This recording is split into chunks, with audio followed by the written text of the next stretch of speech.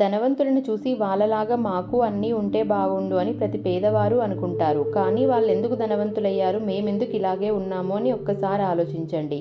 ధనవంతులకి డబ్బు వస్తూనే ఉంది, పేదవాళ్ళకి మాత్రం వచ్చిన డబ్బు పోతూనే ఉంది. ఇలా ఎందుకు జరుగుతుంది? హాయ్, వెల్కమ్ టు మంచి మాటలు. ధనవంతులు డబ్బు వచ్చిన తర్వాత రిచ్ కాలేదు, వాళ్ళు కొన్ని హ్యాబిట్స్ వల్ల రిచ్ అయ్యారు. పేదవాళ్ళు సంపాదించిన డబ్బు ఖర్చు ఎలా చేయాలి అనుకుంటారు. ధనవంతులు అదే డబ్బు ఇంకెంత పెంచాలి, ఎలా ఇన్వెస్ట్ చేయాలి అని ఆలోచిస్తారు. వాళ్ళు మనీని ఇంప్రెస్ చేయడానికి ఖర్చు పెట్టరు, ప్రోగ్రెస్ కోసం ఖర్చు పెడతారు. వాళ్ళు ఫెయిల్యూర్కి భయపడరు, ఫెయిల్యూర్ నుండి లెసన్ నేర్చుకుంటారు. ఎవరు క్రిటిసైజ్ చేసినా ఆగరు, ఎందుకంటే వాళ్ళ ఫోకస్ పీపుల్ మీద కాదు, గోల్ మీద ఉంటుంది. ధనవంతులు ఎప్పుడూ ఒక ఇన్కమ్ మీద డిపెండ్ అవ్వరు, సెకండ్ ఇన్కమ్, థర్డ్ ఇన్కమ్ అని జనరేట్ చేసుకుంటారు. వాళ్ళు మనీని ప్రేమించరు, మనీ కోసం ఎలా పని చేయాలో నేర్చుకుంటారు. చాలామంది వచ్చిన డబ్బును మొత్తం ఖర్చు చేస్తారు. ధనవంతులు ముందుగా సేవ్ చేసి తర్వాత మనీని స్పెండ్ చేస్తారు. వాళ్ళు బ్రాండెడ్ వస్తువులతో స్టేటస్ చూపించరు, నాలెడ్జ్తో రెస్పెక్ట్ సంపాదిస్తారు. వాళ్ళు గాసిప్స్కి టైం ఇవ్వరు, గ్రోత్కి టైం ఇస్తారు. చాలామంది ఖాళీ సమయాన్ని ఫోన్ చూడటానికి, సినిమాలు చూడటానికి వేస్ట్ చేస్తారు.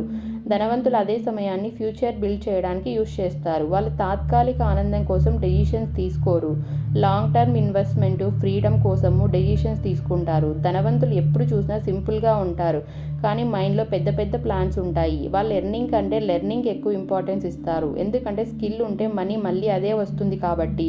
చాలామంది ఇంప్రెస్ చేయడానికి కారు, ఫోను, షో చేస్తారు. ధనవంతులు ఫ్రీడమ్, పీస్ ఎంజాయ్ చేయడానికి చూస్తారు. వాళ్ళు ప్రతి రూపాయిని వాల్యూగా చూస్తారు, చిన్న అమౌంట్ అయినా కేర్లెస్గా ఖర్చు చేయరు.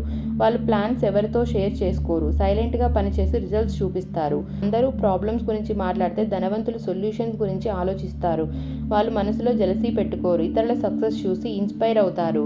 ఒకటి గుర్తుంచుకో, ధనవంతులు ఎవరు ఓవర్ నైట్ రీచ్ అవ్వలేదు. ఇయర్స్ పాటు కష్టం, ఓపిక, స్మార్ట్ థింకింగ్ వల్ల ఆ స్థాయికి వెళ్ళారు.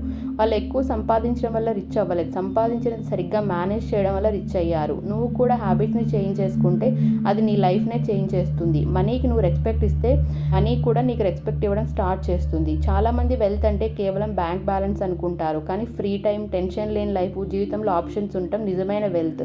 నువ్వు కూడా ఎర్నింగ్ కన్నా థింకింగ్ మారిస్తే లైఫ్ లెవెల్ మారటం స్టార్ట్ అవుతుంది. ఖచ్చితంగా ప్రతి ఒక్కరూ ఆ స్టేజ్కి వెళ్తారు. మీ హ్యాబిట్స్ని చేంజ్ చేయడానికి ఈ రోజు నుంచే ప్రయత్నించండి. అలాగే మా వీడియో మీకు నచ్చితే తప్పకుండా లైక్ చేయండి, మీ ఫ్రెండ్స్ అండ్ రిలేటివ్స్కి షేర్ చేయండి. సబ్స్క్రైబ్ చేసుకోవడం మాత్రం మర్చిపోకండి. Thanks for watching.